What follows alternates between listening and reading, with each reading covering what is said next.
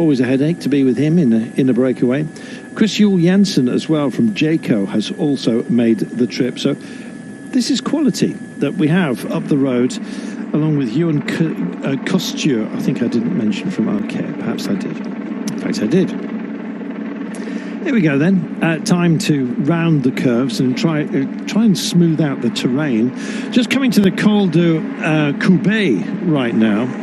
They've had one climb today. Yetzebol is not challenged in that overall jersey for the King of the Mountains.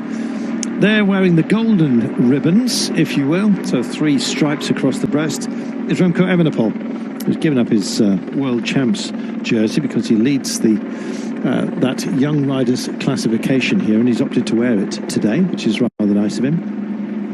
Don't have to work as world champion, but he owns the jersey, so there you go. In fact, I think it may well be if you've got an option you don't, but we'll argue about that later. Formation 27, all the jerseys together in the peloton, and we're coming up this Col de Corbet. Now, this is a bit of a draggy one, 10.3 kilometres in length, 5.4%, does kick up to about 7 with a couple of kilometres to go until we get to the top. However, the real test today is Volta 2000, and we go beyond 2,000 metres, 2,146. This is no laughing matter, which is a very good time to speak to a man who very rarely laughs. That's unkind, that's not true actually. He's got a smirk on his face right now. Yes, it's the Dr. Evil look he has perfected. It's Brian Smith. Brian, after the brutality of yesterday, brutality in a different way, I think. A lot of demands on the riders here.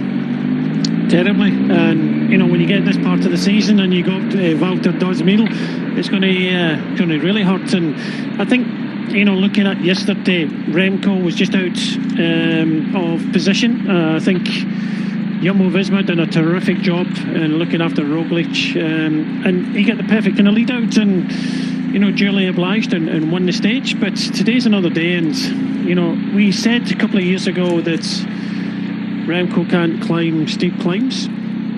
Well, he proved us all wrong, didn't he?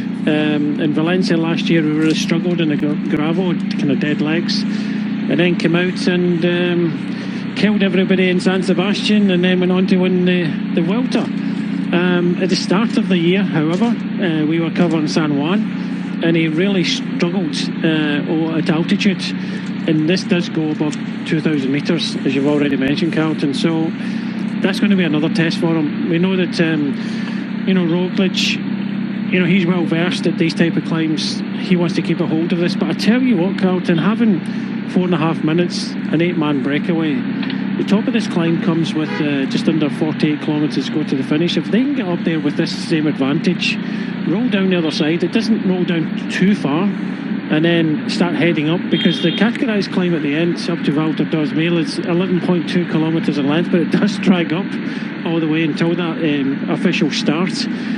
They stand a chance, this group, not all of them, but they do stand a chance here, because Jumbo have to be very careful. They're riding with Robert Hissink at the front, and we know that Robert Hissink is coming back from injury. He got dropped in the run-in yesterday, so they have to be very, very careful. They don't lose too many teammates before the final.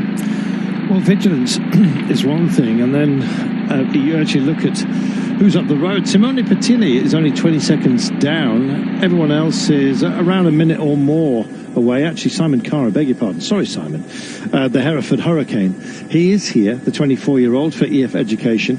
And a man, as we mentioned, that can take on some real testy ramps. In fact, did it a couple of years ago in the Tirreno Adriatico as well. Strade Bianchi likewise. You know, he's